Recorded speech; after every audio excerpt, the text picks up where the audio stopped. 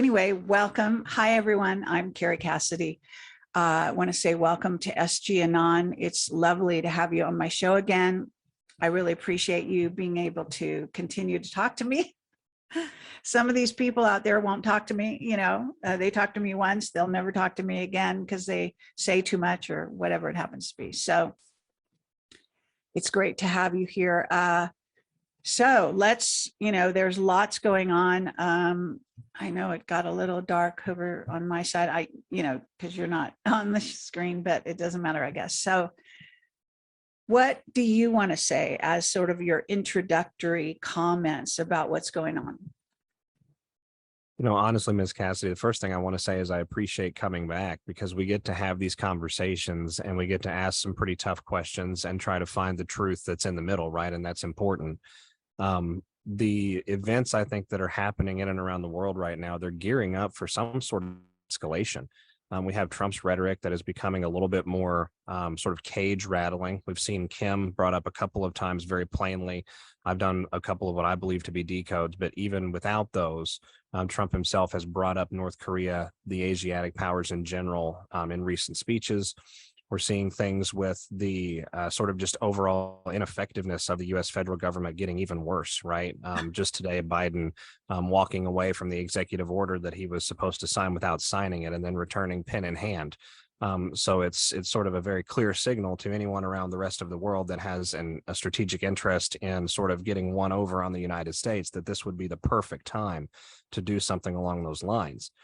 At the same time, we've got these whistleblowers coming out within the Congress, the oversight committee that you and I exchanged messages on prior to this broadcast. And excuse me, whether for good or for ill, we are starting to finally see the idea of extraterrestrial life, of space-based programs and secret budgets and secret operations and secret programs that are far and away above the technological understanding of most of us here at the physical ground world level, right? Sort of like a sci-fi movie in some respects. And it's becoming a matter now of public record and sort of common understanding. And I think that has to happen before we go forward, or we can never truly deal with the forces that are at the core of how this Kabbalist super matrix was established here in the world. Yeah, I think that's a good statement. That's a good summation. I'm of the same opinion in terms of your last remark there, that in order to move forward, even as humanity in general, this block that's been self-imposed and allowed to be there for all these years, and actually in the hearing, I don't know if you caught it, but Grush actually referred to it going back to the 1930s, which gives you the math would be, 70, 80, 90 years of secrecy. Okay. So that's incredible, just incredible. And that's why this hearing was groundbreaking and it was historical, even though we have had other so-called disclosure efforts, even involving Congress, that certain people like Stephen Bassett have done. I actually attended one of those conferences. I went to Washington, D.C. I was there in person. I interviewed people on the floor. He told me to his face, he would not allow me or my whistleblowers in that conference because they didn't want the level of disclosure that I provide at that time. And that was, I don't know, maybe 7-10 years ago. So here we are, fast forward to now. Grush is obviously the person in the know of those three whistleblowers. Now, those other two know a certain amount, so they have certain limitations by virtue of, even if they know secretly or they have suspicions, their actual job title and their access, you could say, level, does not give them access to the real truth, and not in any way that they could share. Grush, however, has obviously come forward. He's got a lot of people behind him who came to him. He has decided to be the fulcrum upon which their testimonies rest. He said very clearly that he was threatened. He implied they were tortured. They have been tortured. They have been threatened. God knows what's gone on there. He said they were even injured. I think he used that word. So he didn't disclose, anything beyond that. So those were statements. And what happened with him, if you watched his testimony through to the end, is that he became more and more evasive and shut down in terms of his answers the further along that conference went. And I believe that's because I don't know if he's trained as a lawyer. I don't remember, but he certainly acted like a lawyer. And he began to, say that he could disclose in secret sessions, the skiff as they call it, and so on and so forth, but he couldn't say there and then answers to certain questions. So that became more prevalent in his testimony as time went on. And I think that's important to note. I also did a whole show. I think I sent it to you, but you may not have had time to watch it, with James Grundvig from AMP. Did you see that?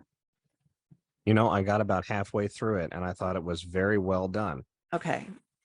Well, all right, fair enough. I know you have a busy life. We all do right now, but I know you have kids and all that kind of thing. So just want to say that what we did was we went kind of analyzing body language and what I call the psychological sort of profile of the individuals testifying there, as well as some of the Congress members, as a matter of fact. And you and I can go back and forth over that if you're interested. That kind of thing interests me because, I've been now at 18, maybe even going on 19. I'm kind of losing track of the number of years I've been doing this, but I can say that I am a person who has to really study the psychology of my whistleblowers, of the people that giving me a testimony while they're doing it. Okay. And I watch body language very closely and things like this. So I gave some of my rundown on the Grundvig interview. I don't need to rehash some of that, but I do want to rehash one part and get maybe even your feedback or your thoughts. What I saw was in terms of, let me talk about Fravor.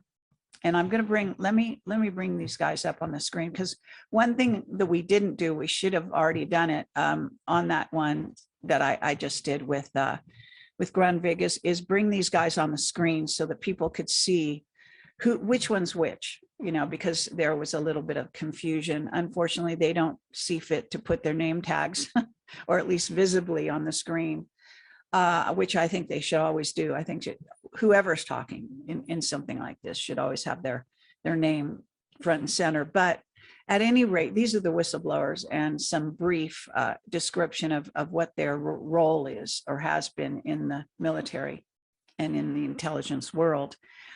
So David Fravor is on the far right, and he is the whistleblower to do with the Tic Tac. So let's be clear on that. Ryan Graves saw UFOs daily. Not sure if they were the same shape and size. I'm not sure if we got a description of what the shape of the UFOs he had been seeing, or UAPs, but he was involved in direct sightings. So both these guys were involved in direct sightings. And then you have David Grush, who's as it says, a U.S. Air Force intelligence officer, or was. He's now classified, I think, exclusively as a whistleblower. And there's also an issue, I have to say, if you listened even to the grandstanding that the Congress members did on the Thursday when they did the press conference saying they were being locked out. That was Burkett and Luna. And Burkett did interject there for the press that the so-called whistleblower protections that they're supposed to have were not working, were not being really instituted, and we're not protecting them. He did say that. So in terms of body language, what I saw was that again, Fravor, the longer the conference went on, the more he seemed to be get more and more nervous and start looking more and more at the ground. And that indicated to me that he was feeling more and more uncomfortable, whereas he started out feeling, I think, pretty comfortable. And at one point, when Grush said they had been threatened and even, had physical violence applied to them, he actually sort of sloughed that off and said he was fine and he felt perfectly safe. However, his body language towards the end indicated otherwise. So just want to make that point. And then Grush himself was under a tremendous strain. And as I said, he had to close down his testimony gradually more and more as the hearing went on. So they were marked. Graves, I think, was not as much under the gun, and he maintained his demeanor, was more, I think, cool and collected most of the time, but I don't think he wasn't, addressed as much, if you will. So any thoughts on any of that? Well, my thoughts are, I observed exactly the same thing. And especially with Grush, you could tell that there was much more freedom of arm movement in the beginning of that testimony than there was at the end of that testimony.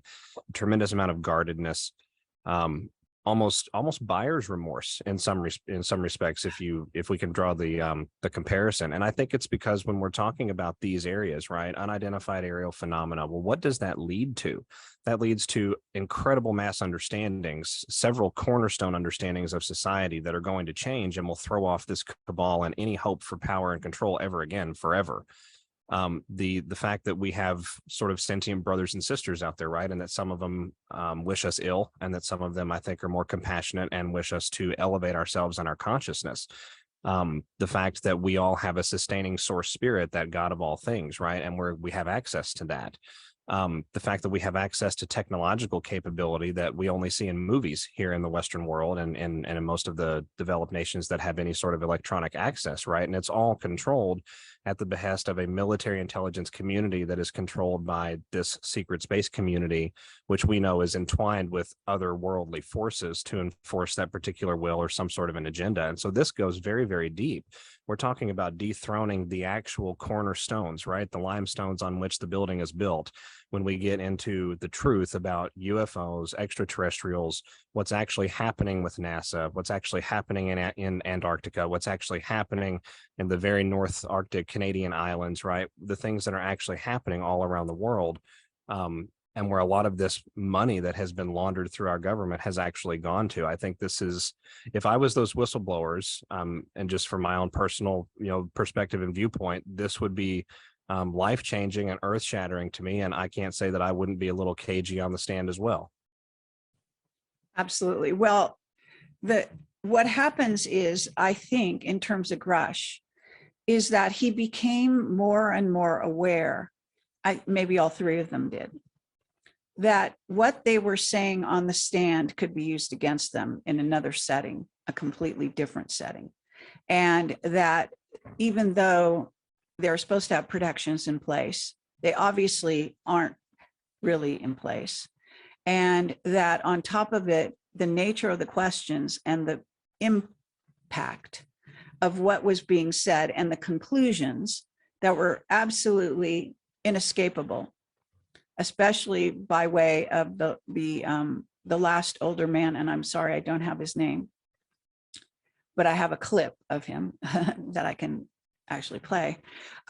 So what happened is the conclusion being inescapable that this was technology that, at least what they seem to think, okay, is out of this world, off this planet, that we, not just the United States, but the entire world has no access to, and may not have, at least according to Fravor, is 20 years. He thinks 20 years in advance of whatever we have, which is actually incorrect, but we can live with that for the moment. And basically saying that it's a threat to our national security. It's actually a threat to our Earth sovereignty and security. They didn't go there. They didn't say that, but the extrapolation is obvious, okay? If it's a threat to the United States national security, it's a threat to everybody's if they don't have it either, okay? So, meaning the technology. To say nothing of what are the capability of the beings that in theory are driving these craft. Now, I think Okay, I'm in a little bit different situation than a lot of people because, you know, I've been doing this for over 18 years and I have whistleblowers who have actually given me feedback on some of this stuff, including the Tic Tacs, by the way. And I think it's important. I think I can come out and say some things about that. But because my interview is with you, I want to make sure that we give you the stand and let you kind of roll with this for a while, and then we can come back to some of the things I'm saying here that may contradict the knowledge base, let's say, of especially the pilots, who I don't think were shy about saying they had limitations to their knowledge. I think at this point, Gresh, because of his, in a sense, you know, he's got whistleblowers. He's a whistleblower, he's got whistleblowers behind him. So he's more like me. I have whistleblowers. When you have that kind of thing, you have a foundation and your own, you know, you can pack on top of that your own intuition and ability to analyze and discern and so on, so forth. So what is your thought in terms of the exchange that happened between the Congress members and the witnesses? Do you have some thoughts on that? You know, I think my thoughts on the exchange that happened were that for what it is at this present moment in time, considering where most of our population is, both in the US and around the world, with understanding extraterrestrials and other worldly life, I thought it was pretty decent. I thought it was a good baby step. I think it needs to go much, much further. And I was disappointed that Gresh answered so many questions with that he couldn't get into specifics on that, or that was classified and he wasn't allowed to talk about that or this and that. And I understand some of that, but I also understand, and I think that if I was going to get a little personal about any issues, it would probably be this issue in particular. This is a massive, massive component of the identity of mankind that's been taken away from us. And we don't really know who we are in our grand scale and our grand scheme of things, because we've been sort of sheltered children, right? Locked in the room all of our lives. Excuse me. And so when we consider what's going on with these hearings, it's a wonderful overture. And I think that it is a good olive branch starting place, especially for people that are going to have a hard time coming around to certain realities that may contradict a religious understanding, right? And then that understanding may have to be informed or expanded a little bit more, or maybe interpreted just a little bit differently. And I'm not qualified to advise on those sorts of things, but I can say that that's one of the hurdles in consciousness, and there are others too, that we're facing down with this, what really amounts to the truth of the power structure and hierarchy that goes all around our earth and throughout our local group, right? So I thought for what it was good, but I think we need to take it much, much further. I think we need to not relent on this issue at all. Okay, and I appreciate that, of course. Well, what I'd like to do is go back to some of these individuals, and I think that there were some what you call tells that happened during the sort of hearing that were particularly interesting, and I'd like to get your take on it. So if you don't mind. So the person who introduced the topic, the first speaker, the guy with white hair, afraid I forget his name. Do you know his name offhand? You know, I'm ashamed to say that I don't recall it. All right, that's okay. I mean, you know, it's just, this thing was fast. It was short, and we didn't have a lot of time to get these details. Okay, so I don't even know if they showed his name tag or he introduced his name. I don't remember. I have to go back. Anyway, what happened was, this is my take on him. I'd like to hear what you think. He seemed like a guy who had literally been coming to the event, handed a bunch of papers and said, "You're up, you're going to introduce this," because the original guy, for some reason, got taken out or taken down and not allowed to speak because of the way the guy with the white hair acted. Now, maybe he acts like that all the time, like he just doesn't know where he is or what's going on. But the way he came across in his opening remarks was somebody completely unprepared. That's the way I looked at it.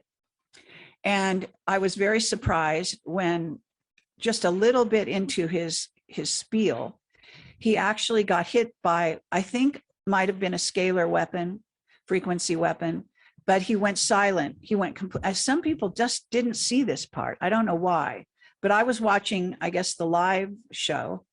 So I don't even know if it's on the recording, but he actually went silent for a good 30 seconds, if not even 45 or a minute. In other words, he just almost froze. He lost his place. He forgot what he was talking about. He looked like he kind of came to after those 30, 40, 50 seconds and basically looked around and realized where he was. That's what it looked like. And then he continued to talk. And pretty quickly after that, he turned it over to whoever was next. So that was a stunning little situation that happened right away. Did you happen to catch that? I did catch that, and I had the exact same thought, some sort of frequency-based weapon, possibly along the lines of a toned down version of like the CIA's heart attack gun, probably used close range. And it seemed very obvious that as he was going along, he was shuffling anyway, but then we had this confusion and this almost stallment where he looked as though he was trying to find his own thoughts again. You know, and I'll be honest, Miss Cassidy, it kind of reminded me of those individuals from way back in those college days where you would go out and you would see what you would call the stereotypical stoners, and they would be having a conversation and then suddenly someone would trail off and they would have absolutely no idea what had just occurred. It seemed very much similar to that. But that was my first thought, was that because he was the opening person, he was getting this underway, he was reading it into the public record and getting us sort of set up. That would be the time, if I were going to interfere with something and I was the other side, I would attempt to do it in those opening remarks or very soon after. Right. Okay. Well, that's good to know, because I've asked several people now, and some of them saw it and some didn't.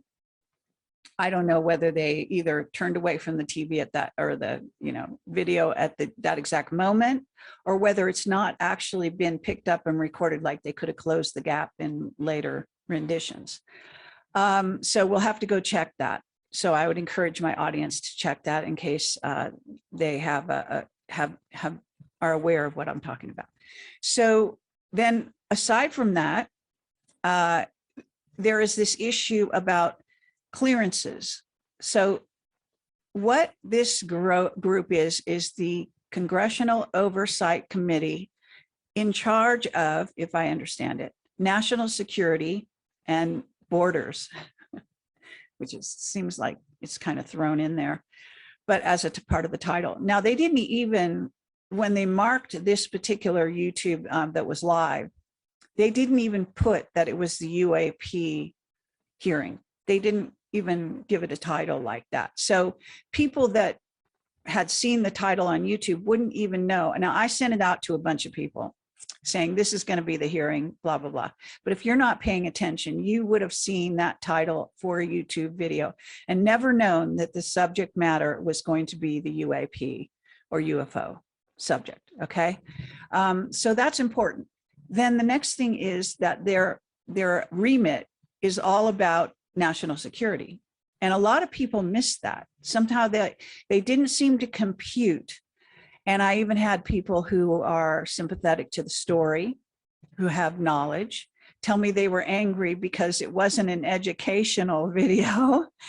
And what they didn't understand is that this Congressional Oversight Committee, their concern is national security.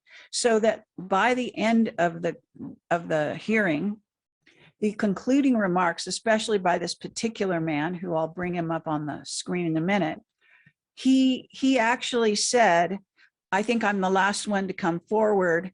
He asked some of the most probing questions and asked for yes or no answers, as a matter of fact. Then he unequivocally said, these things are a threat to national security. That was the conclusion. And he clearly indicated to me, at least, he gave his title at the beginning, that he had a greater clearance perhaps than some of the others that were in the room asking questions. That was my take. Are you aware of the person I'm talking about? While you answer me, I'm going to find his picture. I think I'm aware, if I'm thinking about the same gentleman, and he was towards the end of the questioning line. Is that correct? He's towards the end of the entire video. Yes.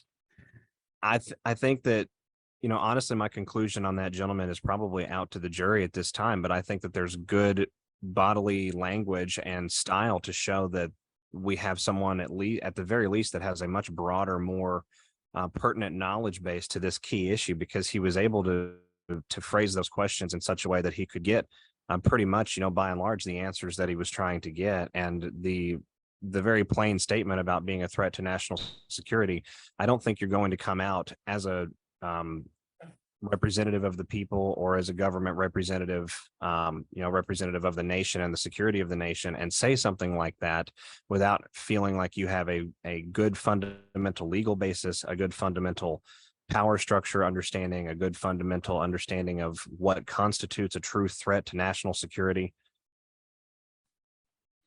Okay, can you see the person that I've got on the screen? Mr. Ogles. Okay, yes, that's his name. So he is the person I'm talking about. And so anyone who wants to go back and check what he said. Now, unfortunately, I'm not good with the technology, and I tried to record the screen using QuickTime, and there's no sound, unfortunately, on this clip. But I've got somebody else working on that for me. Unfortunately, it looks like they didn't capture the clip yet. But this is the guy who came to a conclusion that was unequivocal after asking point blank, questions, firing them at the three witnesses towards the very end of the whole hearing. And he basically, he built up to the conclusion by getting them to answer yes, no questions.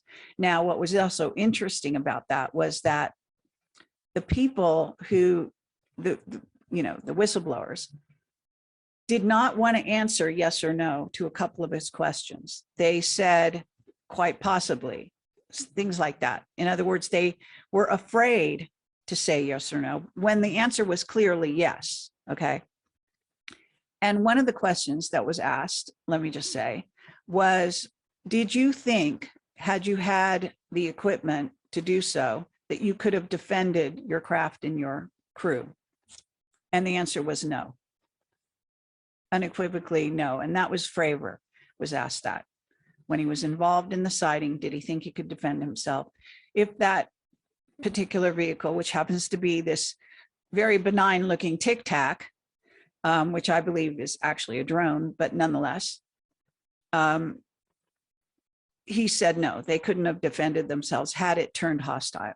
Okay, which is marked and very important. Now,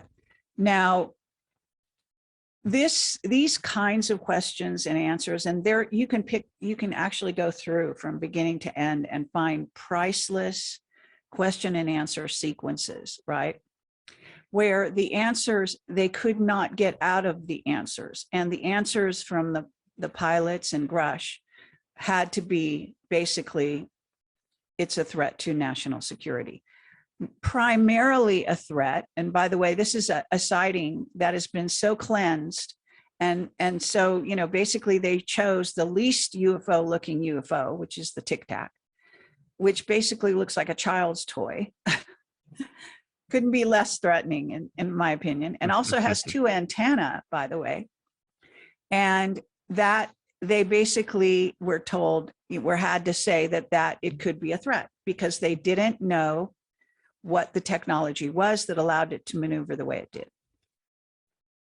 So with that in mind, there are other question and answer sequences. Was there any particular set of questions? And, look, if you haven't watched it with this kind of an eye that I'm talking about, we can move on to other subjects. I just thought, let's cover this briefly and then move on. But you seem to have some attention to the show. And so I just want to make sure that we allow you to tell anything that you might have caught, any particular behavior, any particular framing of a question, any particular answer of a question. Was there anything that really stuck in your mind?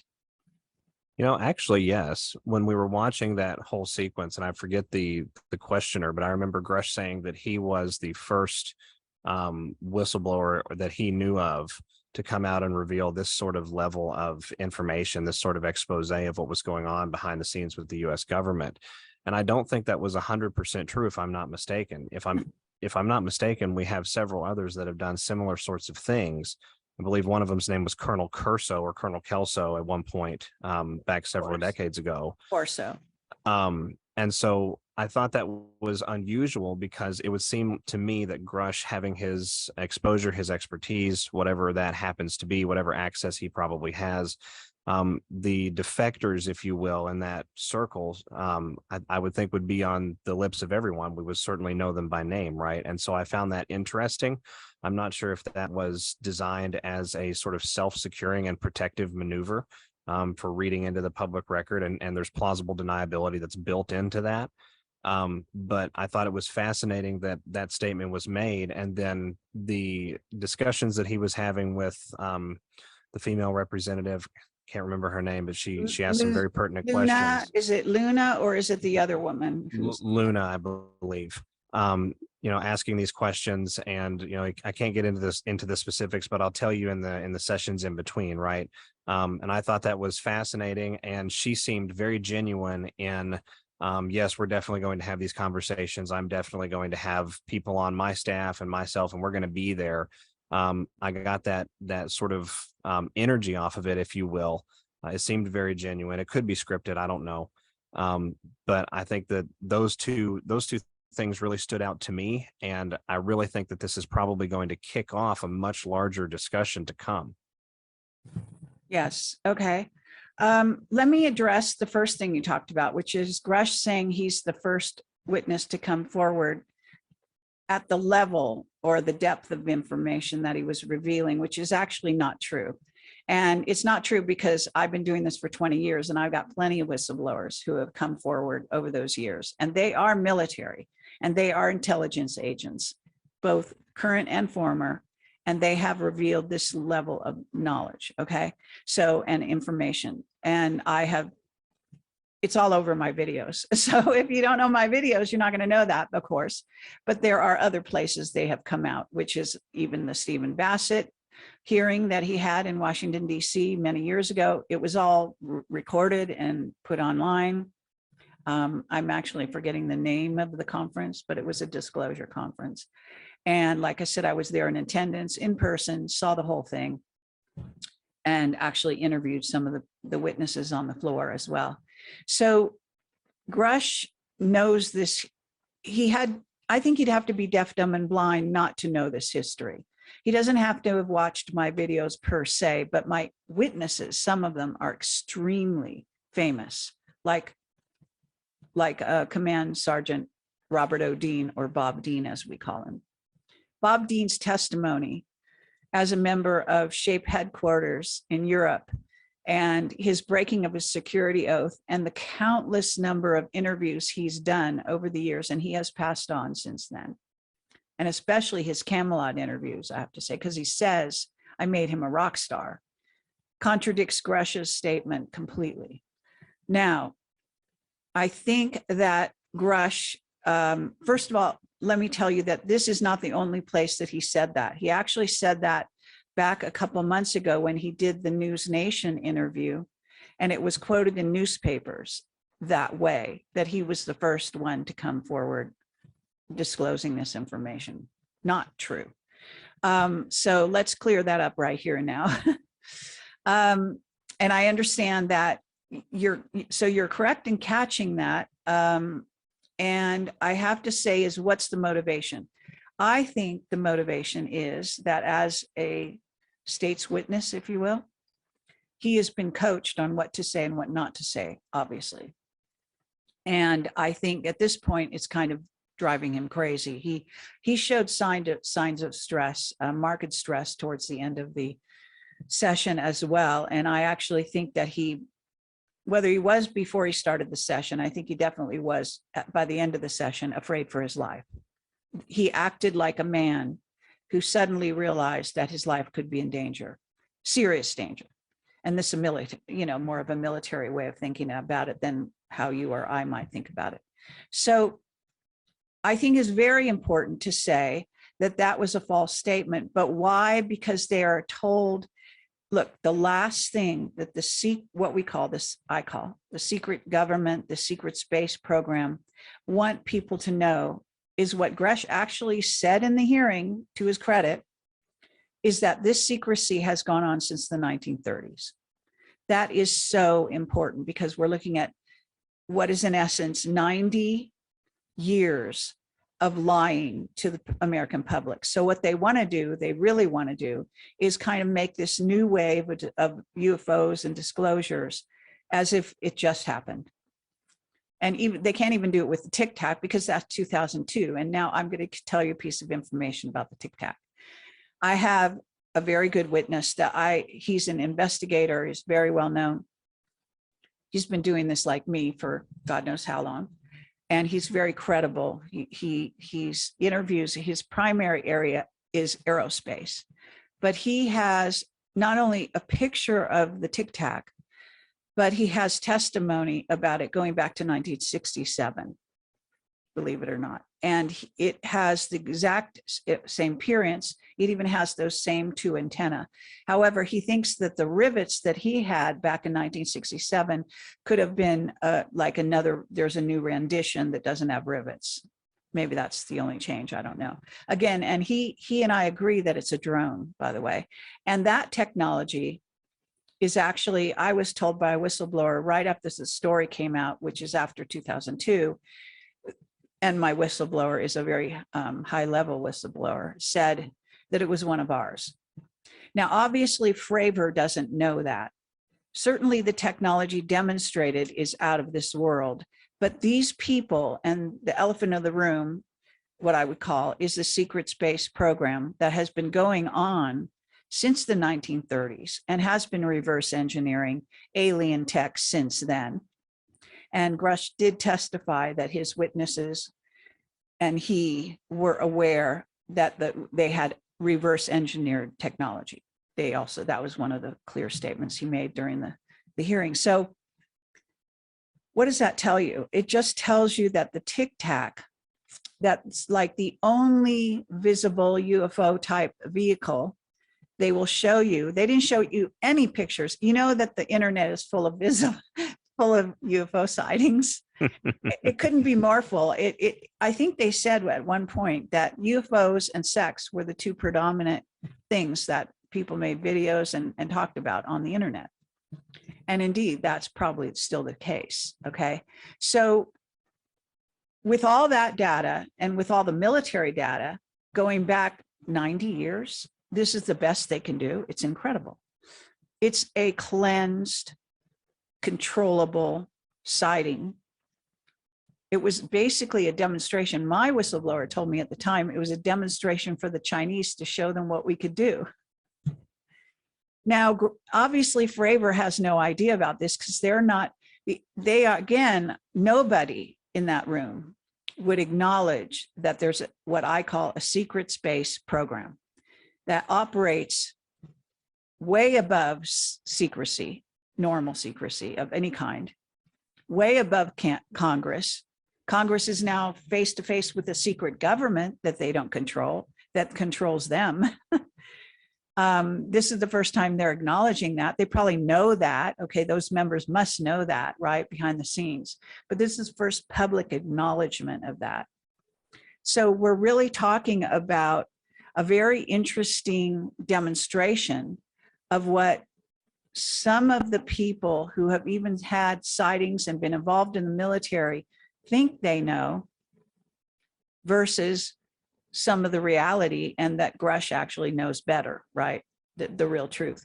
So fascinating to see this come out in a public session that's now can be seen over and over again. Anyone watching this can see this. So yeah. Okay, any thoughts about what I just told you?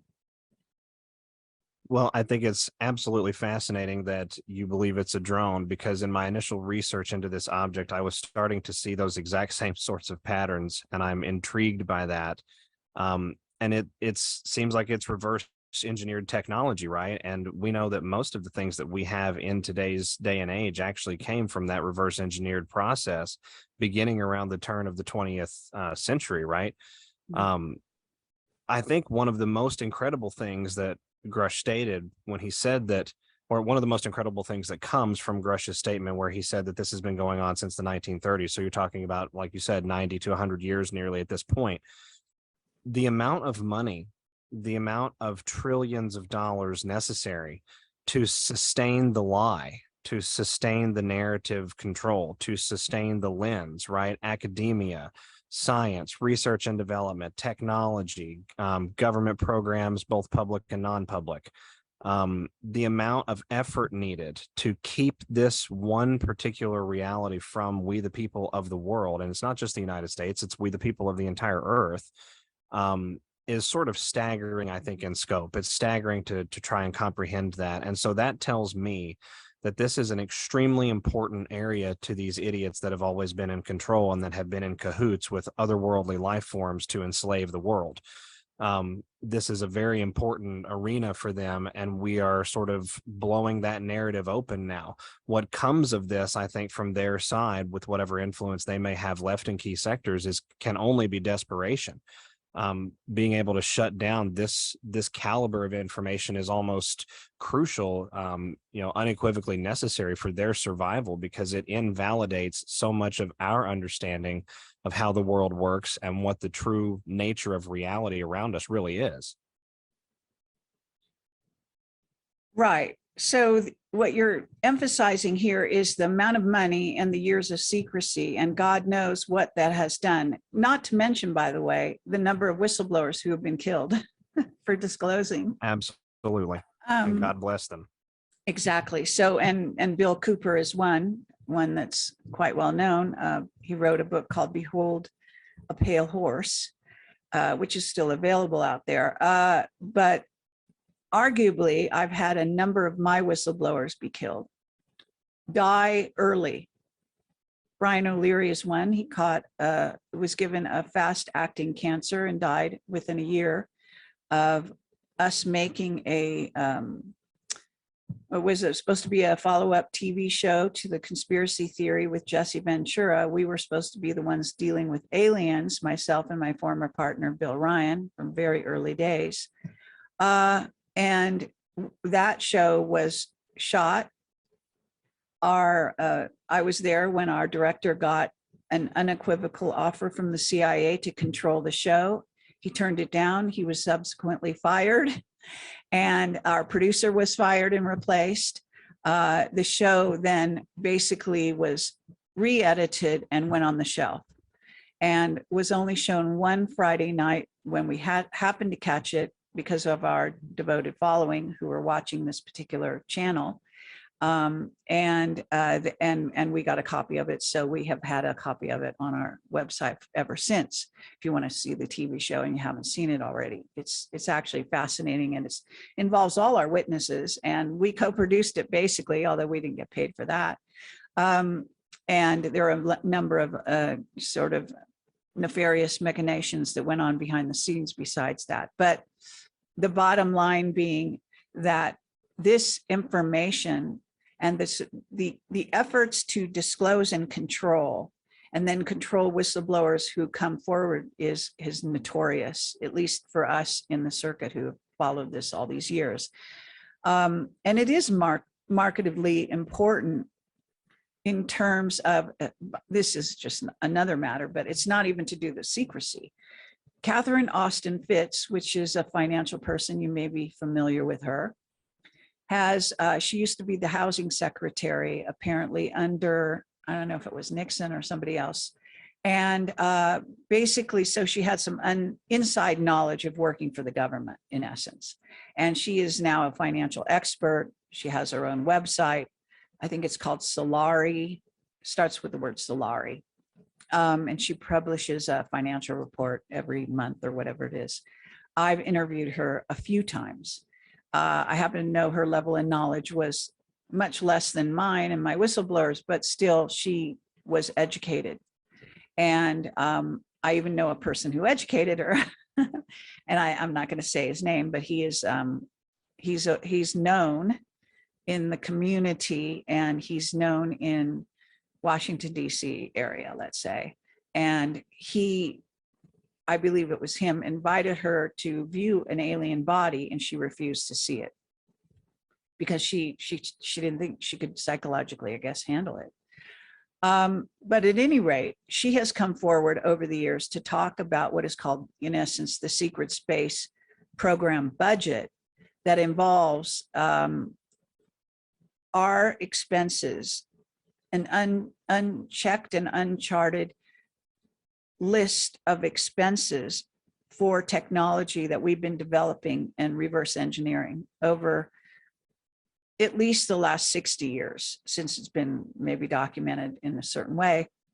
She talks about that budget, and it's in the trillions. It may be beyond that. Billions. I don't even know my numbers that well, so I can't go there, but you can watch her shows and she's talked about this often. So this is where, because the United States has this thing where they do this, it's kind of there's this sort of Zen-like way of hiding your power. So what they tell people is they've got old technology that's falling apart and all this kind of stuff, which is all a lie. It's all a subterfuge to hide the secret space program and the amount of money that we have that has gone into this program to make all these things possible. And that includes a steady stream of money from drugs, gun running, and human trafficking. Sad to say.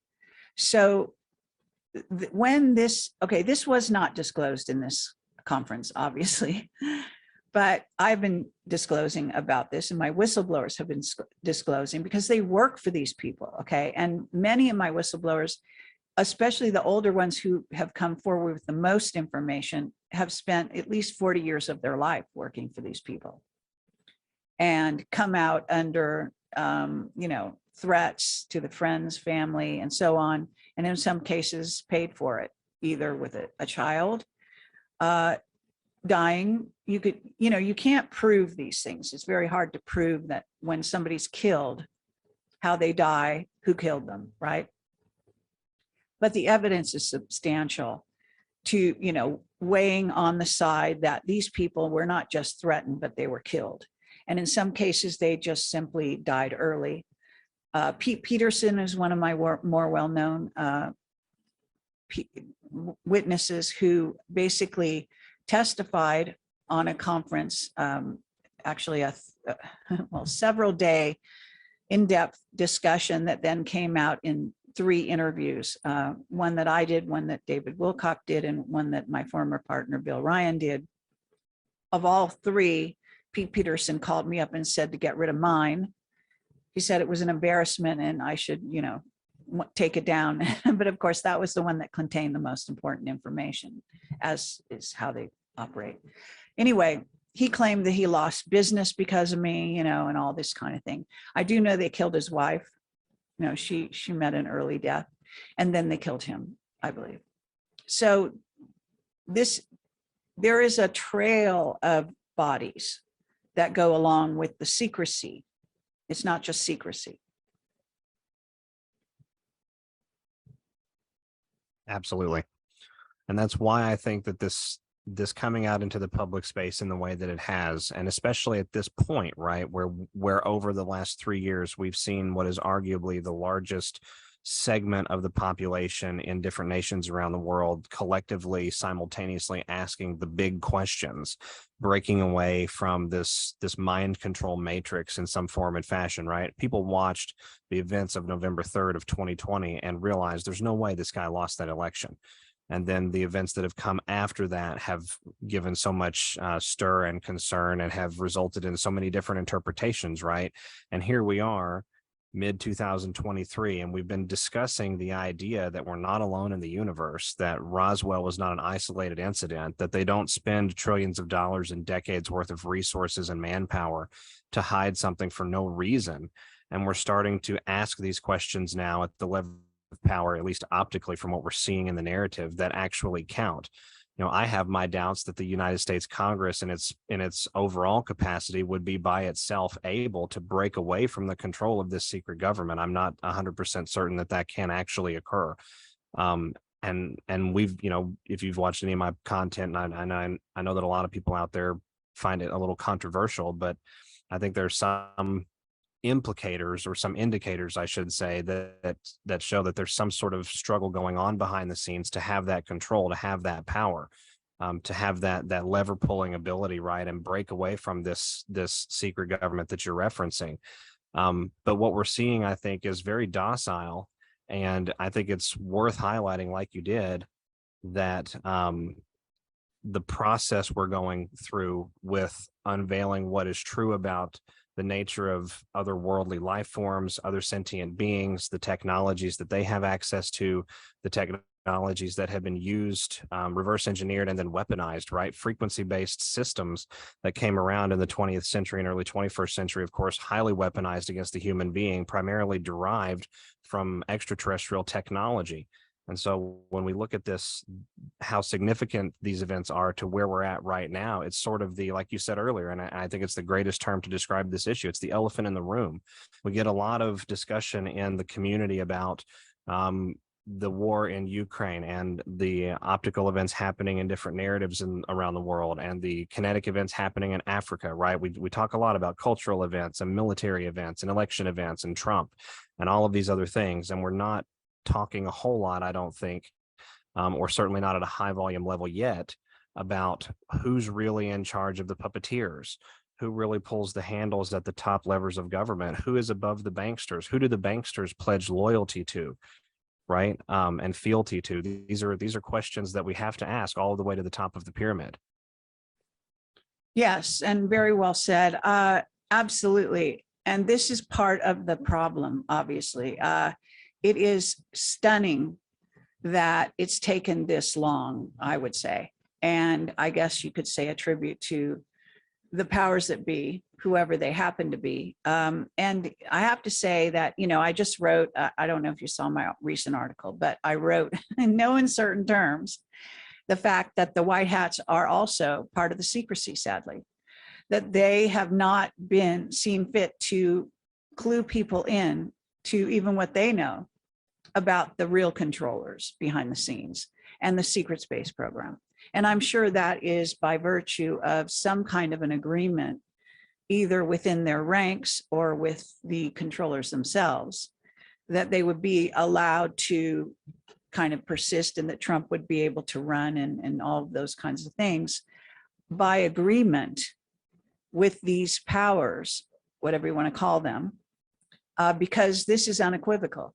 This is as I say, the elephant in the room, the fact that there is a secret, and this is not a deep state, this is a secret government that is very secret, and a secret space program that gives them the wherewithal to even be a secret government, okay? Because everyone knows this, but of course it's the guy with the biggest gun, as one would say. It's the people or the beings with the greatest amount of technology, the most advanced technology that can run this planet. That's how it's done. And of course, this is who we're talking about. So they don't talk about it. They won't talk about it. Juan has actually gone so far as to tell me, as I've said this many times, and Simon Parks, who had his own alien stories, and he's a political guy in the UK, has his own channel. You may know who he is. And basically tell us not to talk about the alien thing, because they do not want to bring forward the question as to who's really controlling this mess, all right, here on planet Earth, who has the real control levers, by the way, of when the quantum financial system, or if it ever comes forward, of when, of whether Trump will win or lose the next election, of everything else you might want to question. Who's really controlling this? You see these machinations.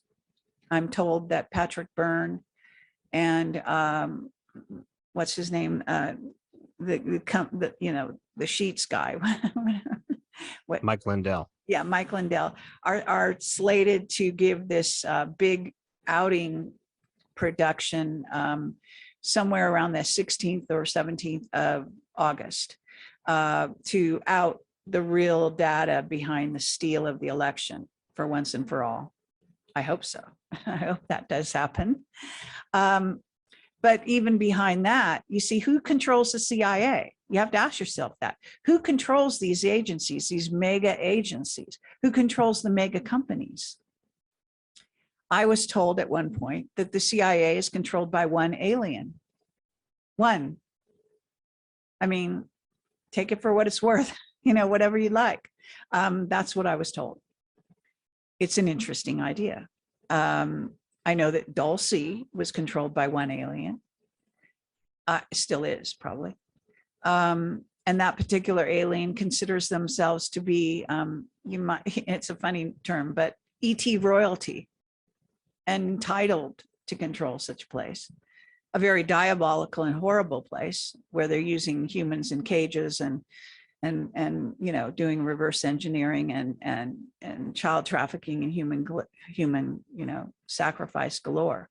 So this is what's really happening, but of course hasn't made it out yet. I think this is at least a start, this latest hearing.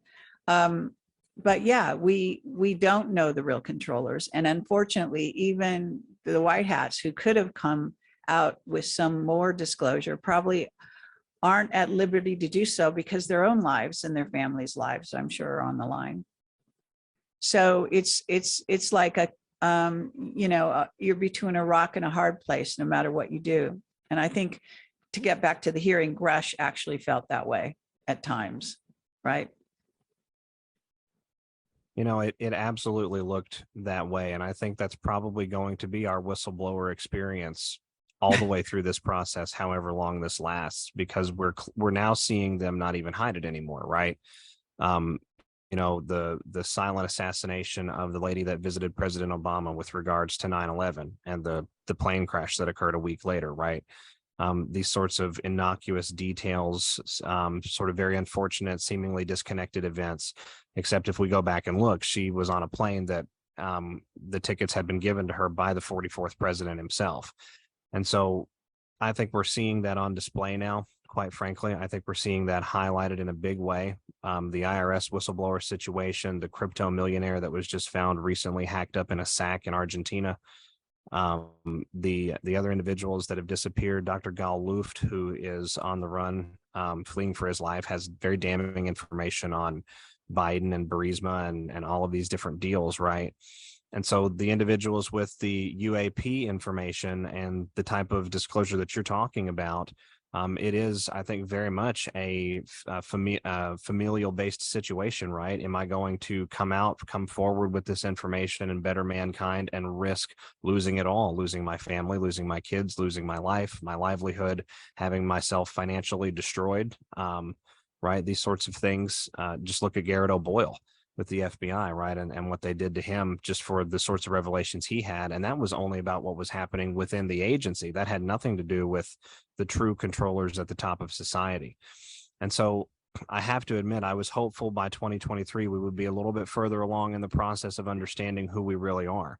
And I was hopeful that we were going to have a little bit higher level disclosure, and I'm not 100% certain why, but I'm also not a qualified military strategist to say why or why not.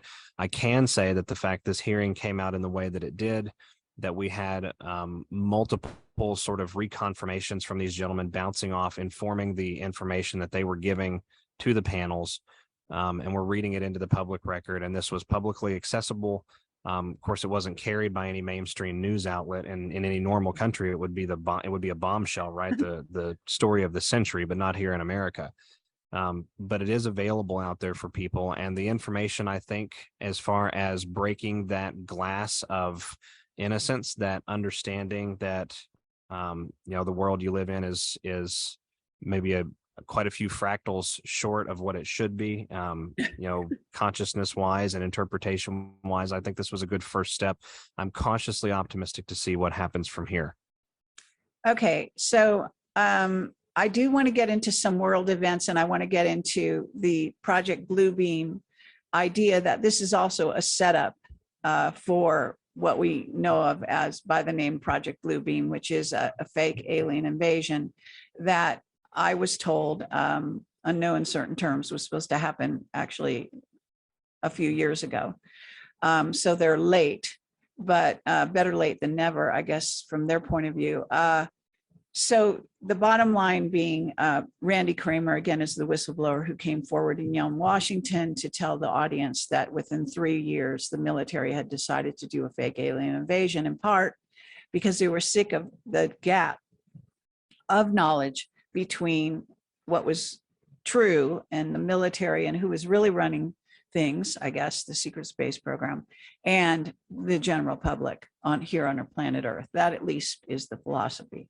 So when you look at that, and when you look at this, you have to realize that in order to have a credible enemy, you have to establish that there is a threat at all.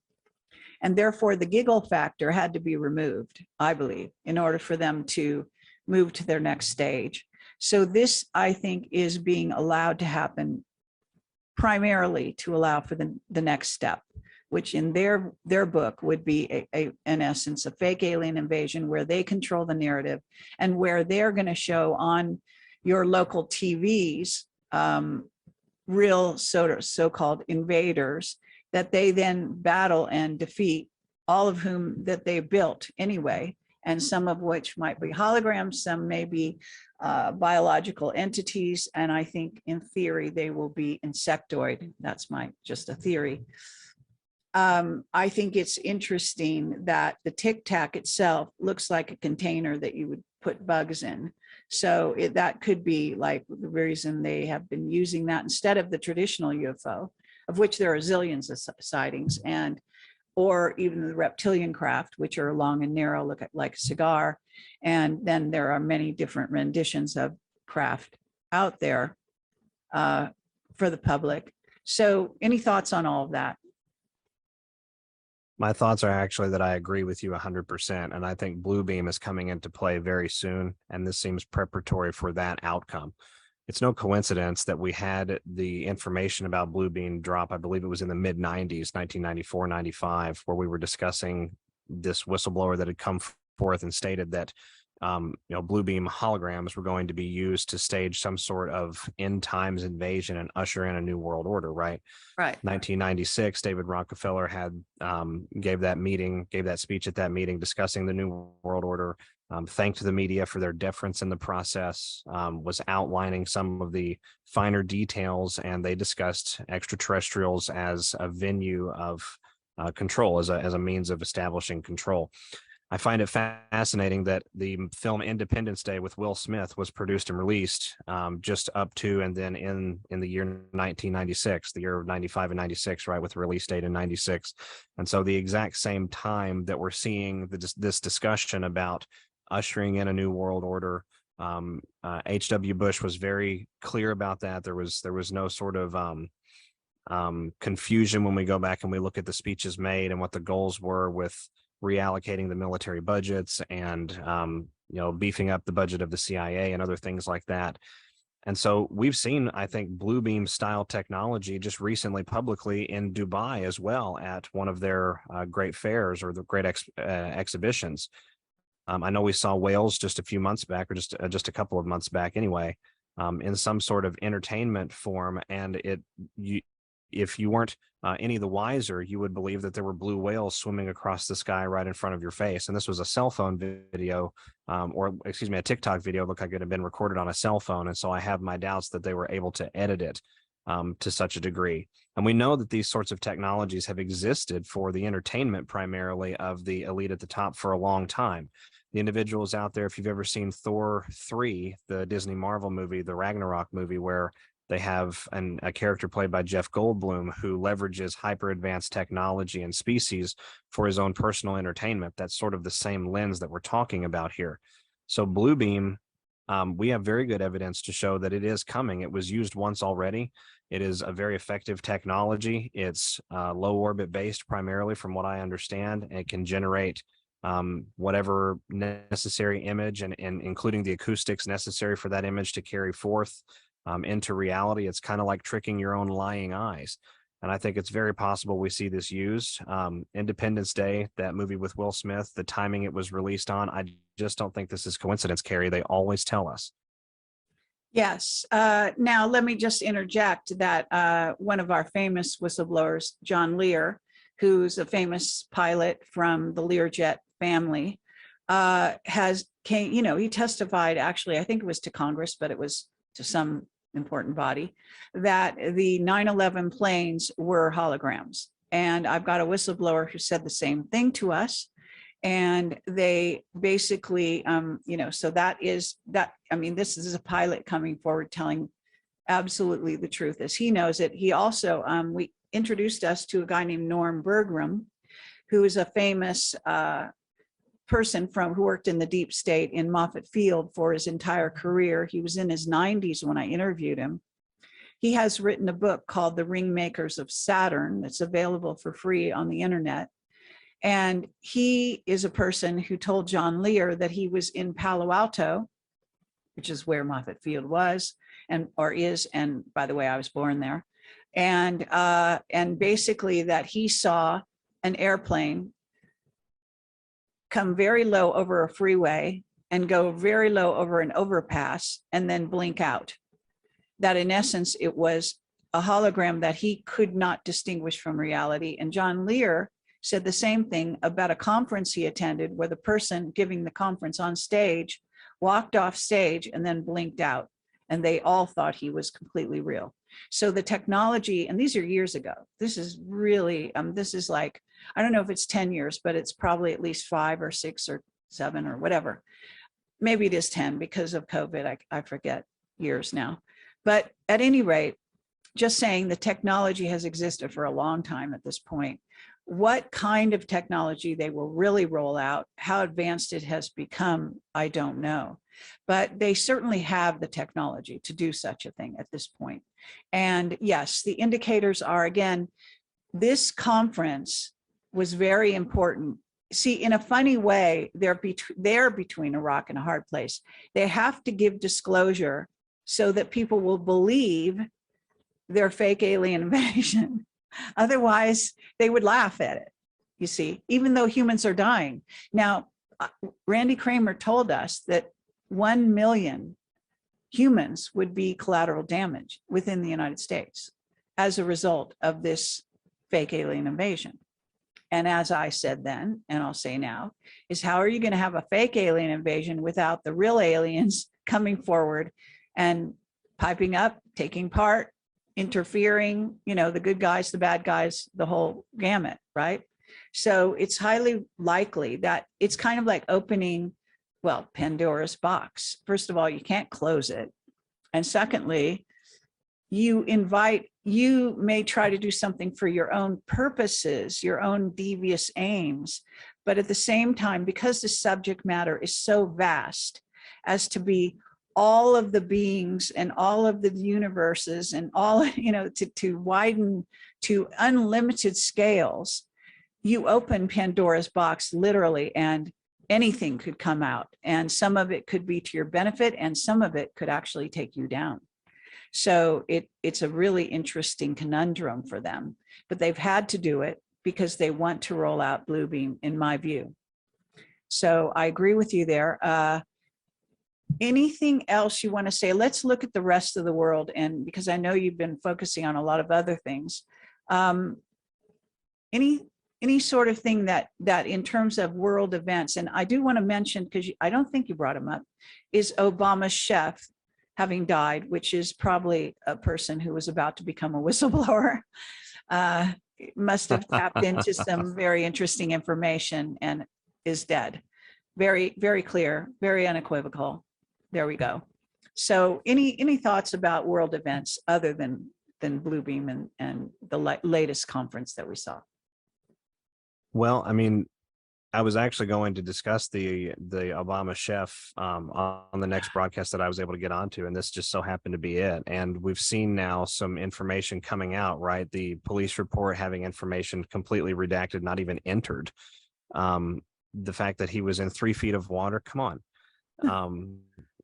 This doesn't take a rocket scientist to figure out what happened here, right? And so there was some information circulating on Twitter, and it's just speculative at this time, but I think it may end up having a basis. In other words, it's sort of a rumor that this individual was going to publicly discuss some of the menu and dietary habits of President Obama and some of his colleagues and peers and elite friends. And so we happen to know that a number of these individuals are clinically insane and they're cannibals. And they actually suffer from disease, right, as a result of that pattern of behavior and that lifestyle. Angela Merkel is on camera at a meeting, a ceremonial event, violently shaking with tremors. It looked like she had an extremely severe case of Parkinson's. She couldn't hold her entire body still. And so when we look at things like that and how that could be informing, and again, this is speculative, right? This is not necessarily confirmed at this time, but the circumstances are undoubtedly nefarious in nature. The response of local law enforcement is corrupt sort of on its face. This sort of individual would have access to a lot of sensitive information because they would be preparing the food that these individuals are consuming, right? And so food is a perfect venue for assassination. So anyone that's preparing food for you, you obviously have great trust in. They're extremely vetted. There's a close personal tie there.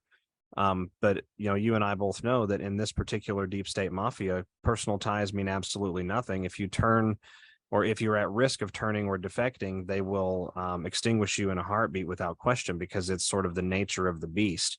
It's the mafia that you can never leave, right? And so these circumstances, and then other chefs that have died or had mysterious parting ways with elites and celebrities and government officials over the last 7 to 10 years. I find it fascinating. We're seeing this come with Obama. And I find it interesting that we're seeing Obama back in the public narrative space, quite frankly. It's going to be, I think, an exposure into maybe the corruption of the Obama family, the privilege of the Obama family, and his lineage, right, going back to the House of Saud. So as we look at this connection, even though it's the chef that's going down, I think it's a significant event. And I think it highlights some questions that now we're going to have the mass population witnessing and asking. Absolutely. Well, I mean, that sounds very hopeful, and I would love it to come forward.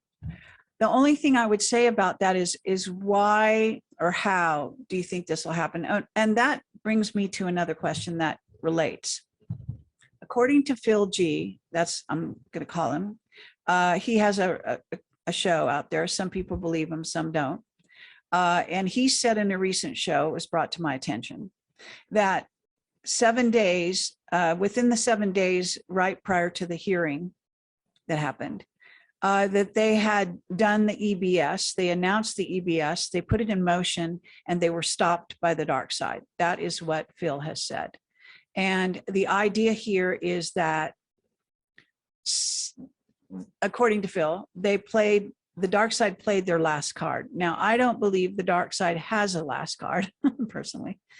But be that as it may, he believes that they played their last card. That's the reading he was given, I believe, by the people he is reporting to, which may be the White Hats, according to what he says.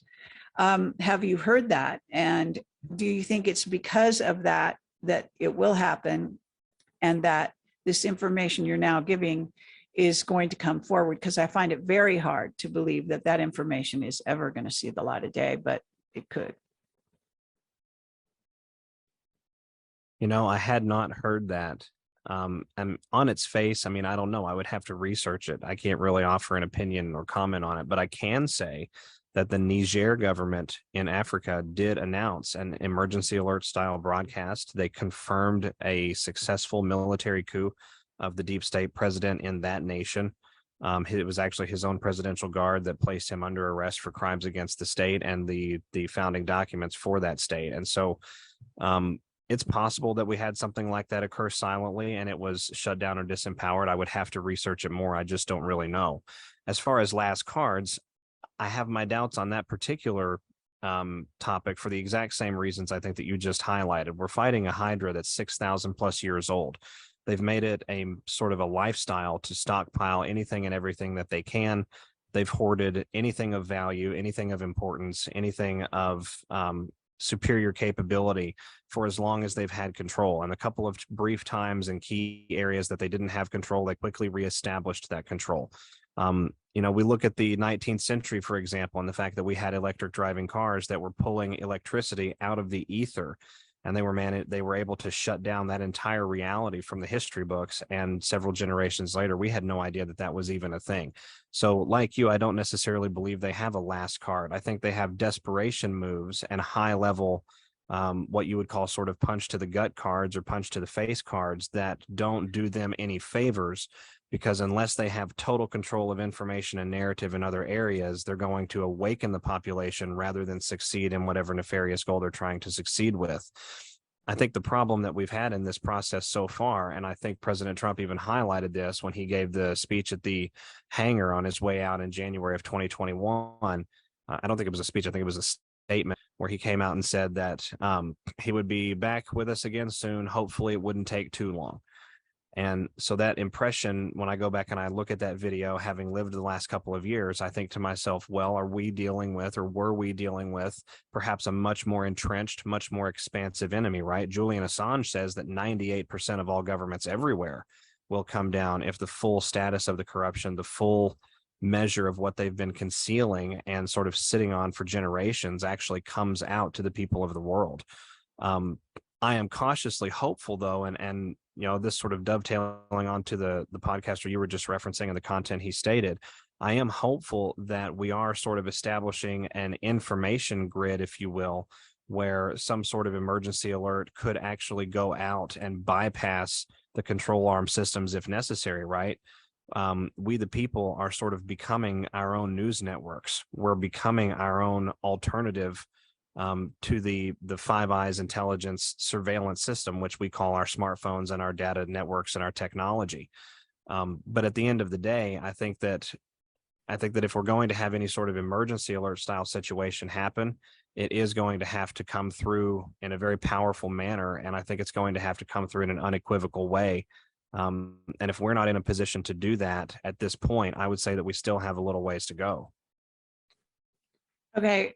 My knowledge of this is that they have total capability of doing this based on some of the testimony of 107, who has talked about what is called the SES, and that they basically wrested control of the communications away from the SES, which is the, I don't know if it's called the Secret Executive Service or the something executive service, senior executive service, whatever it's called.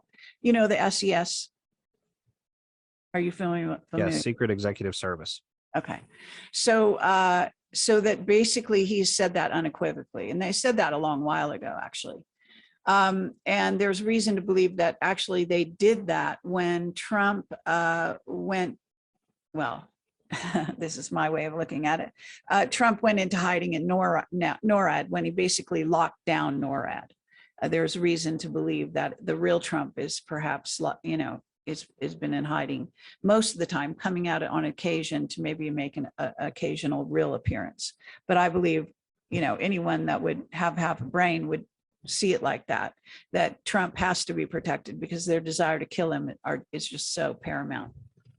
But that, okay, so this situation is obviously just beyond the pale at the moment. Okay, so not even this hearing would touch on that. They hinted at, it's been hinted at, okay, where with Congress making statements like, if they think they have a greater, you know, I don't know, power than Congress, they're out of their minds type of thing, right? Some of the statements made by some of the Congress people, including Burkett and Luna in their press conference. So, but they were clearly shown the door by a general at a base or wherever, Elgin, where they supposedly have some alien bodies in hiding and so on. So this is what we're dealing with. This is the best place we could have come to, as far as I'm concerned, with or without Project Bluebeam, which, as far as I'm concerned,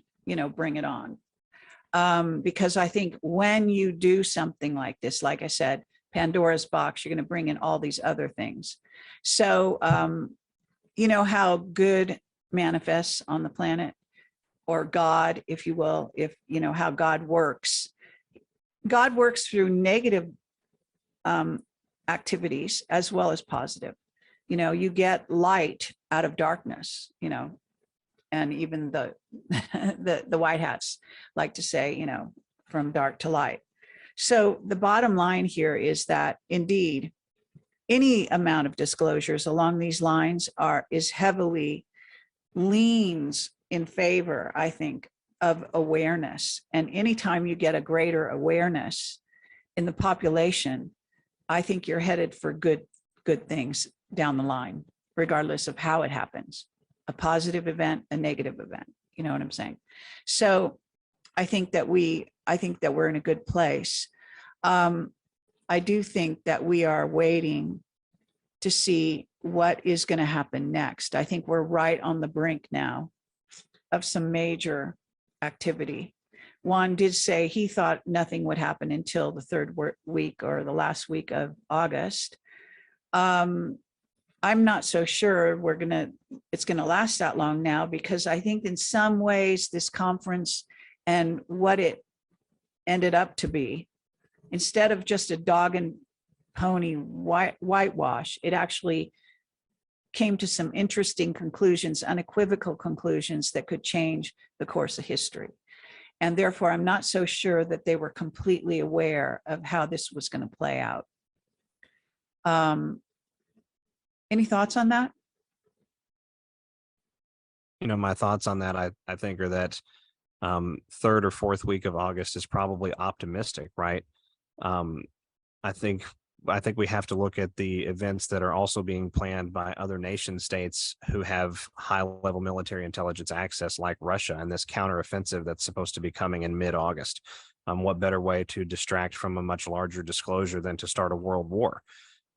So as we look at how this process may play out, I don't think that it's going to take a long time for us to be well underway with significant world-changing events, because now that we've officially broached child trafficking at the organized governmental level with Sound of Freedom, we have broached biological terrorism several times this year, Russia now accusing the U.S. of manufacturing COVID-19 in Ukraine and then exporting it to Wuhan for release within China.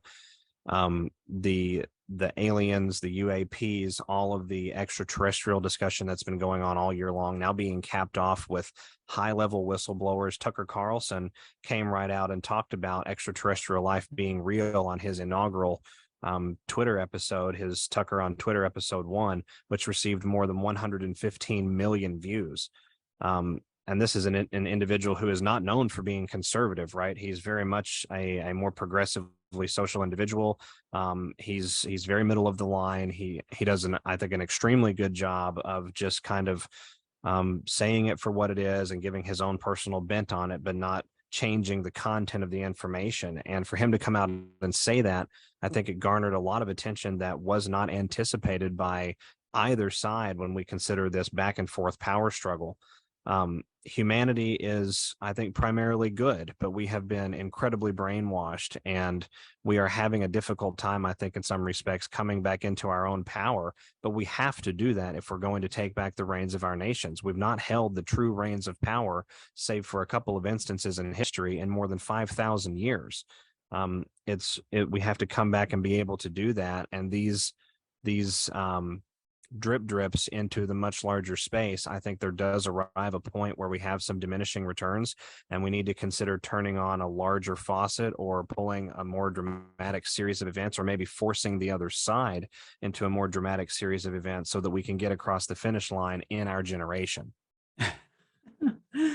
Yes, absolutely. Okay, along those lines, I want to draw your attention. I've just put my Telegram on the screen here because I released earlier today a piece of information that came to me from one of my sources, but it's a news item.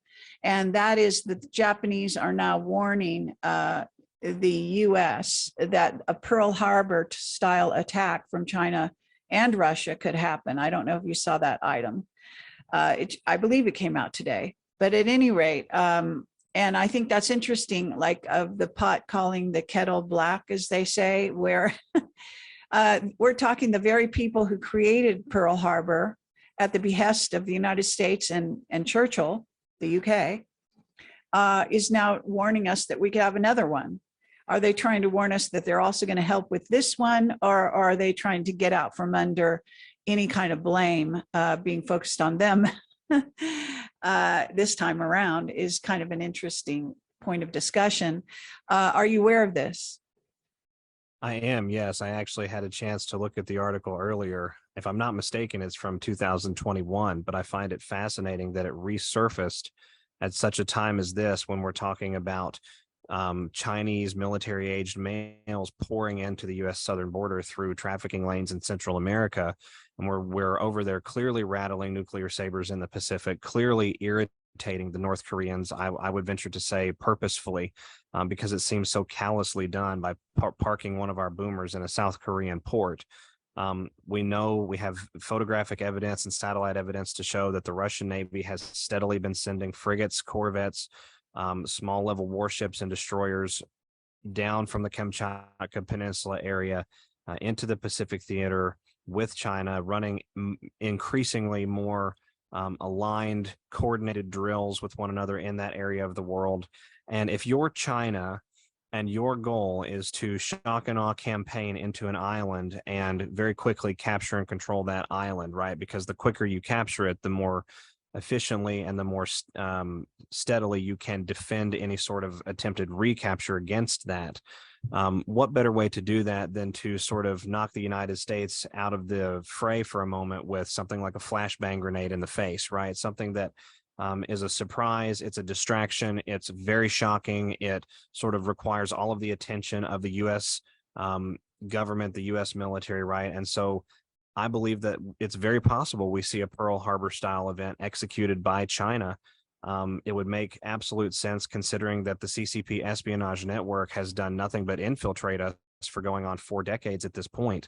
And we know that that network works hand in hand with the CIA and other intelligence communities, which all work at the behest of the controllers at the top. So it's very likely, I think, that we see something like that. It's very likely that that would coincide with a true kinetic beginning of campaigns in the Pacific. We've been talking about Taiwan since September of last year, when 45 first came out at a rally and said that China with Taiwan would be next, referencing the Russia-Ukraine war. So as we look at how this process unfolds, I think that these events that we're referencing could occur in days, coupled with the disclosure with the UAPs and the risk of nuclear engagement. I think that if there is a white hat military force, that would almost certainly be the time that one would want to intervene. Yes. Now, this is interesting because the person who sent it to me, I didn't see the date, so that's interesting in and of itself. But I would say the person who sent it to me is very knowledgeable of military maneuvers and such and such. So they had a targeted reason to send me an article that was, 2021, which may actually be more true now than even when it was written, right? This warning from Japan. So I think that's fascinating. Maybe they know something we don't know about an escalation on that level. And I agree with you. I know that Trump made some comments about North Korea today, I think it was. So that's kind of interesting. In other words, North Korea has been sort of out of the news for, I think, a lot of the time. The focus has gone over to Ukraine, that part of Europe, and certainly to some degree, a bit of Taiwan. But I think you're right. Actually, I have a whole theory about Taiwan, but not to say that I think I'm right or anything, but I think it's very important to realize is that the positioning of Cuba. So I don't know whether you're kind of touching on this or you are hinting about this, but as you may know, Juan 07 has been talking about the positioning of China in Cuba, and that a Cuban Missile Crisis, that leads you down that road that he's been predicting for like at least 2 years. So what that does is that, according to Juan, he's saying because Cuba is right off our shore and Taiwan is right off the Chinese shore, that they're the same thing. And therefore, if they want to hassle about us about one, they're going to go into the other. You know what I'm saying? So, so this is kind of an interesting standoff position. I do think that there is a drive to for China to take the technology and the advancement of, because they are in charge of the chip, and I forget what it's called. You know what I mean by the chip, right? The The child chip industry, identification program. semiconductor chip industry is Right, all correct. is primarily, we're dependent actually on Taiwan, and many countries are, for that technology. But I think there's a drive to actually bring that into the greater island. I mean, you know, to China. So I think they can do that. And I think they can do that by invading Taiwan from underground. And they may have already done it for all we know. We just don't know really what's going on there. So they can have an above ground dog and pony show going on while they basically are commandeering all the technology and the people working for that, in that technology, into their mainland. So I think something of that nature might occur. I think that's very possible. I did a Google Earth search towards the end of last year, somewhere around December, maybe first of this year, January area. And what I saw in that area of the world on the Google Earth pictures were what appeared to be ships very, very close to the Taiwanese island. And when I pulled up lists of ships in the Chinese Navy and pulled up images of those on Google, I couldn't find anything that matched. Now, to be fair, I couldn't find anything that directly matched any of the Chinese Navy either. And we know that the deep state has many unclaimed, unreported naval vessels and assets all around the world. But I found it interesting that it didn't seem to match anyone very specifically, but it was right offshore. So I think that there's been something going on in that area of the world ever since we saw Pelosi take that sort of very weird, awkward trip over there in Q4 of last year, and during a time where Xi was very, excuse me, not Xi, but one of the ministers in China was being very loud about, you know, don't send your representatives over here. This is an internal Chinese matter, the one China policy, all of that sort of thing, right? And so I think that there were some deals made, to be perfectly frank, in those talks and those discussions, or at the very least, some deals offered. And as we look at this process, I agree with you. I think that what happens at the surface level in Taiwan will occur probably after the main events have already happened outside of the surface level. We know that a lot of BSL level 4 labs are underground on that island and beneath that island, and we have to eliminate those very carefully, or we run the risk of contaminating our world's oceans. And so, you know, I think that those operations may have already, you know, be occurring. I don't know. That would just be speculation. But Right. the surface events, I think, will happen at the conclusion of any sort of dark operations or special warfare operations. And I think we have circumstantial evidence to show that some of those have been occurring already. Yeah, my information regarding Taiwan comes from two places. One, my intuition and intuitive downloads, and two, the Courtney Brown remote viewers who have remote viewed specifically Xi in relation to Taiwan and come up with some very interesting viewings, indicating that he's kind of between a rock and a hard place, has to act, has to do something. But what he does may not bring him the fruits that he wished. That's at least their conclusions. And I'm being very general, but you can go watch, there's a whole video about it, and quite a fascinating viewing really of this individual who is actually towing a line between light and dark and not quite sure where he wants to put himself. Incredible. And I think that that's probably true of a lot of people in this war, right? I mean, for the first time ever, if they were on the dark side, they have a choice. And that's got to be a strange position for individuals that were brought into it as children, or that maybe grew up in it and have never known anything different. Right. And I think it is worth, you know, if we highlight the fact that it's about the Great Awakening at the end of the day and breaking free from the matrix. I don't think we can break free, you know, unless we take as many of us as we can. And we may have some very helpful individuals on the other side of the fence that are willing to come forward and say, look, you know, I never bargained for this. This wasn't what I wanted. This wasn't what I understood was going to be the case, but it really is. And here's all of the proof you need. I think we're seeing that happening, en masse around the world, right? Different courts in Germany and the UK and North America holding whistleblower accounts and lawsuits coming out with, Prince Andrew and JP Morgan paying almost $300 million with Epstein, and everyone knows that there's a reason they paid that.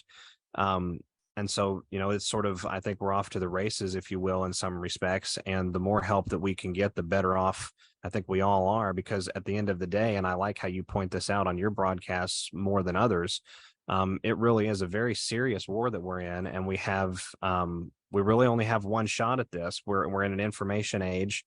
We're at a point, I think, in the history of the United States where our conditions are destabilized enough that we could wrest back control. But it's going to take a clear understanding. It's going to take a little bit more than some of the whitewashing we've had along the way. I do believe that. And I do believe that we're going to have a larger stream of information coming in a short order in order to get us anywhere of significance by, the end of this year or even 2024. Right.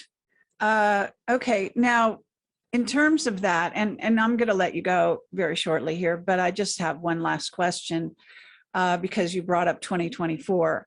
What are your personal points of view in terms of two things? One, a so-called event that could happen during that time that would involve some kind of earth changes. I don't know if you want to call it Planet X derived or other reasons, or a solar flare from the sun, or anything that could happen during 2024. And do you think that the 24 election will happen? It would just be speculation, but based on the at the kinetic surface level and in the narrative level, and now we're starting to introduce the big issues. I think that big responses can be the only things to be expected from the other side. We know the other side is pushing the CBDC centralized finance system very hard. They're working overtime to crash the US dollar. I choose to believe that that is a positive thing, but I acknowledge as well that it is a necessary component for them to roll out their agenda also. So it could go either way, right? As we look at the military operations expanding throughout the world, it's increasingly looking like NATO is going to become involved, which means the United States and other very large powers could potentially become involved in a World War III style event. There are high power, highly capable weapons in today's world that we all know about, and even more so that we don't know about. And so I'm looking at this and I'm thinking back to the Q drops, because I try to draw a fair amount of my interpretive lens from that, what I believe to be a military intelligence operation online. And Q says a couple of times that a scare event is necessary and that a blackout is necessary. And a scare event, I think, for when we're talking about humankind, I think that can't be just one singular thing. I think it would have to be a cascade. And I look at this and I think to myself, if we're talking about a cascade of events that are so large in stature and sort of broad in scope and effect that they can rebalance power structures all around the world, things like the Pandemic Preparedness and Response Treaty, the United Nations attempting to authorize these emergency powers, right, where they just apprehend all of the governing authority in member states at their whim. They decide when the emergency is, and then they appoint themselves as the arbiters for the emergency. And so I think it's very possible we see some sort of rejection of this globalist system at a federal military level and a state civilian legislature level here in the United States. Maybe a prelude to what could become a U.S. Civil War, right? Where if there are good actors within a military alliance, we would have to, in those moments, sort of announce that we're taking temporary control, just as what has happened in Niger recently. The military came out, they were very calm. They stated that this was a coup. They made no bones about it. They stated why it was a coup, the WEF connections, and things of this nature, and essentially told the public to stand by for further information. And we haven't had further information yet. So I think something like that happens between now and the 2024 election. And I think it is very possible that we have a short period of time, maybe 4 to 6 months, where an interim government composed of the last lawfully elected representatives within the Congress of the United States and the state legislatures of the United States, and our military would have the data processing capacity to know that and to know who those individuals were. I think we could have an interim government period where we have civilian military cooperation, and we transfer that power back to the people with the elections of 2024. It would be symbolic with the history regarding the British Parliament and Guy Fawkes, and the Guy Fawkes Day that they celebrate in the United Kingdom. We've witnessed a lot of the same plot playing out in the last couple of years as the popular culture film V for Vendetta.